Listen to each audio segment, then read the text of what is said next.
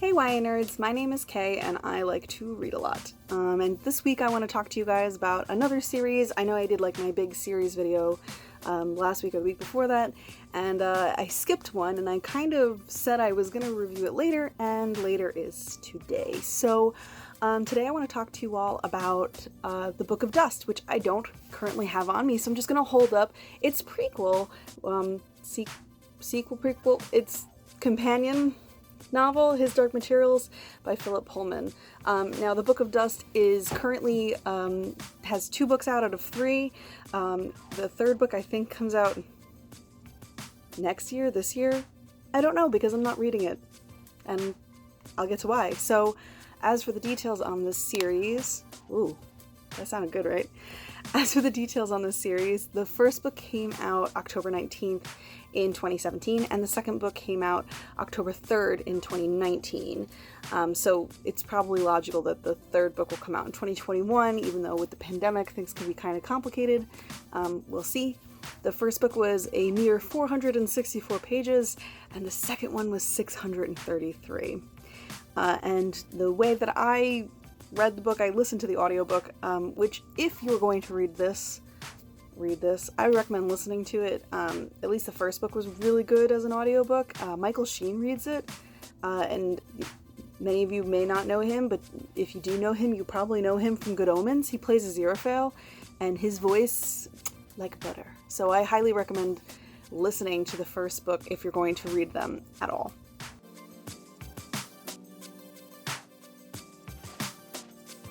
Plots for these books are kind of complicated. Now, I held up this beautiful tome that has obviously been read multiple times and traveled on the train with me a few times. It's super damaged, but I love it. This series, which I adore, obviously, if you liked the series, I highly recommend the HBO show that they're doing. Super good. It's actually the reason I'm kind of like more into this and why I was getting into the Book of Dust series, because they're revamping, this world. They're showing new people this world that I love, that I've loved since high school. I am very old, so but the Book of Dust, the first book, follows a young man named Malcolm. He's like in his teens, he's like 13 or 14, maybe even 12 years old, and he owns a boat. He kind of accidentally becomes a spy in the first book. His parents own like this inn that's on a river or something, and he accidentally finds out about Lyra, who's the main character of the first book in His Dark Materials. In this book, Lyra is an infant, and she's being smuggled, I think from like a monastery or a nunnery or something like that to Jordan College, so it's like pre the original trilogy. And Malcolm finds out about her, and he ends up like saving her life as an infant, and he and another girl named Alice wind up in this boat with her for like a couple of days to a week, and then they deliver her to Jordan College, and it's like this whole thing. And it kind of introduces us to like a little bit more of this world that Philip Pullman kind of created. So, you still have your demons, you still have them shapeshifting and doing that whole thing. You still have the witches, and you still have like a couple of other magical things going on. But in this book, we get introduced to the Fae folk too, which I thought was pretty interesting, because in the first trilogy, you don't hear about them at all, to my memory and knowledge, aside from maybe like you hear about them like in passing once, maybe. So pretty interesting. I really enjoyed the first book. In fact, I gave it an 8 out of 10. And then the second book happened, which second book is a sequel to this trilogy. Lyra is 20 years old in the second book. The second book is called The Secret Commonwealth. I'm sorry, the first book is called La Belle Sauvage, which is Malcolm's boat's name. The second book is The Secret Commonwealth, which is like this weird thing that Lyra finds out about. It's basically like, I don't know, it's like secret beliefs that a lot of people share. That's the best way I can like describe it. Like when you like knock over salt and they say you have to like take it and throw it over your shoulder, otherwise you have bad luck or something. I feel like the Secret Commonwealth kind of lines up with that. Like it's like a superstition, but like a belief kind of wrapped into one. They explain it and I still don't know what it is. And I only listened to this book like a month ago. So like if it's already, like please. So basically, Lyra and Pan are having a bad time of it. It's kind of a spoiler for His Dark Materials to talk about the Secret Commonwealth, because what happens at the end of His Dark Materials directly influences Lyra and her situation with Pan in this book, so I will not say what's going on with them. But they end up having to travel to like this Middle Eastern country to kind of figure out like what's going on with them, but also like what's going on with these roses. Very weird. It kind of mirrors a little bit His Dark Materials, because you do have like this adventure to like another land and like her like traveling along and you know like learning about this, all these new cultures and these new people and having these experiences, while also like trying to solve a mystery of some kind that may or may not affect her in her life. Whereas like in the first trilogy in His Dark Materials, she specifically went to the North Pole because her best friend had been kidnapped and she wanted to find him, and so there was that mystery involved with that. So that's the two plots.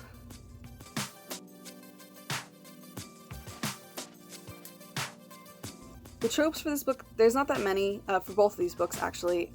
Usually when I do review trilogies or series, I like to, you know, talk about them as a whole piece instead of three separate books. So these tropes apply to all three of, well, the first two books, because the third book's not out yet and I'm probably not going to read it, and we will get to why. So tropes for this are The Chosen One, Beautiful First Lines, Youths in Danger, Clueless Adults, Trilogy, and Straight as an Arrow. And I know I said I would like talk more about like what each of these things mean, but some of them are really obvious. Like The Chosen One is Lyra, obviously. Beautiful First Lines, basically the first lines of the book were really pretty. Youths in Danger, again, Lyra, and even Malcolm in the first book. Clueless Adults, like the kids solve all their problems, which is like a super trope for YA. Trilogy, obviously, and Straight as an Arrow. So Straight as an Arrow is like, there's no gay people in this universe. We have 5 books in this universe, and not a single gay person. So like, and I'm talking like openly. I'm not talking about like, oh well, the fans ship. No. Like, yeah. So not that many tropes. Again, only 2 books. And there's more than 1,000 pages between the 2 of them.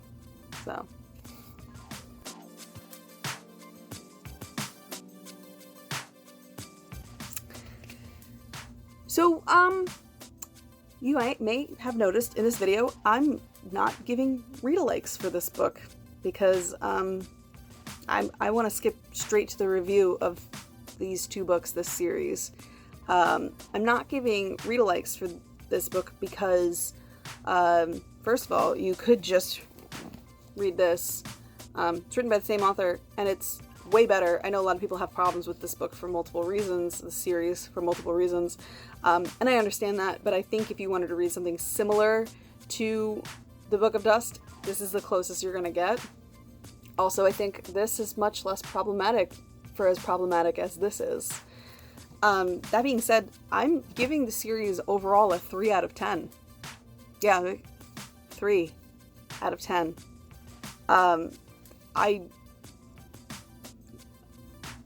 The first book, when I read it, I gave it an 8 out of 10, and I wrote that down. I typed it somewhere and was really excited for the second book because I love this universe that Philip Pullman created. I think it's a fantastic universe. I think it's very interesting, and I think I love especially like the demons and Lyra as a character, as flawed as she is, and the fact that like she's a liar, and I loved so much about that. So to revisit this world, and even with new characters, I found this world fascinating, and I was happy to come back to it, even with Malcolm, even though Malcolm is nothing like Lyra, nothing at all like Lyra. You know, it was interesting and fascinating and different. My complaints about the first book were really just that there were parts where it was like a little confusing what was going on. That could be because I was listening to it as an audiobook, but I doubt that. And I also, as much as I liked the new things being introduced to the series, like the fairies and like the giant magical flood that happens, it seemed really out of left field and not really grounded in the reality of this world that we've come to know. Yes, this world has a lot of weird magical things, like the subtle knife, like the golden compass itself, like the fact that dust with a capital D is everywhere and it's not really super explained. They try with some science-y things, but that doesn't reflect into La Belle Sauvage, or the first book in the Book of Dust. The second book in the Book of Dust, I gave a 1 out of 10. And when you combine those two together and you divide by half, you get a 3 for the average rating. And like I said before, when I talk about a trilogy or a series or even just the first book in the series, I'd rather talk about the series as a whole, because then you're getting a full picture. Because then when you get to the second book in the series, you are not so disgusted and disheartened and upset with what the writer has done to this world that they've created. The second book in this series is exactly the reason why sometimes authors need to be told no. I said earlier that, the second book in the series follows Lyra as she's traveling to another country. There are a lot of really racist stereotypes in the other countries that she's visiting. And, one of the big spoilers of His Dark Materials, which this is a series that's over 20 years old, so at this point, if you haven't read it and you haven't watched the TV series, I don't know what to tell you. His Dark Materials, when you first read it, you think it takes place in like the 1800s or the early 1900s, but it's a present day book. So to talk about the Middle East this is the Middle East, it's not really the Middle East, it's called something completely different, it's like Persia or something, to talk about them in the way that this author talks about them, and this savagery, like, buddy, pal, friend, no. And on top of that, I mentioned Malcolm, the sweet, adorable protagonist from the first book. In this book, he makes an appearance too. He's now a professor. Apparently, him helping Lyra all those years ago, her father ended up paying for his education, even though he was like some poor kid who lived in the country. So he got like a full ride scholarship pretty much to Oxford, and now he's a professor. I forget what he's a professor in because it doesn't matter. It doesn't matter because he's also still a spy. And all of that is really cool. He's also at this point in the book like 35 or 36, something like that. Lyra's 20. So I guess he's 34, 35. Lyra's 20. He's known Lyra since she was an infant. He's taught Lyra when she was a child, and even as an adolescent. There's parts in the book where they talk about them having a lesson together, and she's like in her teens, and she's rebellious, and there's this whole thing. He's in love with her.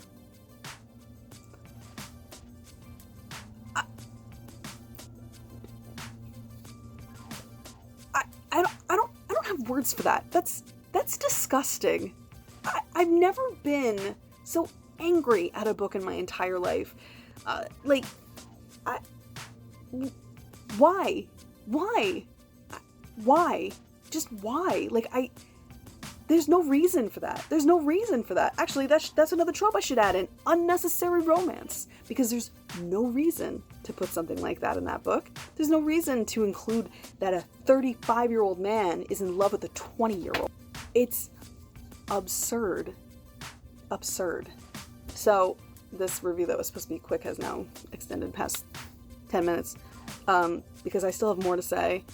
I also found it blatantly disrespectful to the character, and I get that she's fictional, not only to have her kind of have weird thoughts and feelings about Malcolm, but also there's a scene in the book where she almost gets raped on a train, and it's treated as this reminder to Lyra that you're alone, you're traveling alone, and this world is not safe for you, and so you have to watch your back and take care of yourself, and maybe next time bring a man with you. And I'm not reading the third book. I'm not doing it. I was so excited for this trilogy, and you ruined it. You soiled it, Philip Pullman. So that's all I have to say about this. You guys have never seen me so incandescently angry about a book before. And like I said, I hate giving negative reviews to books. And it's not because oh, the author might find me and hate me. It's because I usually don't read things that I don't like. I just finished a great book the other day that I loved and would love to talk about, but I wanted to warn people about this book. I wanted to tell people to not pick it up. And I'm not saying, like, don't put it in your library or whatever. Like, take it out of your library. No, I'm not saying that. Like, that's censorship, full stop. But, like, don't read this book. It's not good. And if you get the nostalgia feels for this world that he's created, just go back to the original trilogy. Yeah, it has its problems too, but it's not disgusting. At least not in my opinion. So anyway, next week we'll have a happy review. And I have to go, so I guess I will see you guys later. Peace out, YA nerds.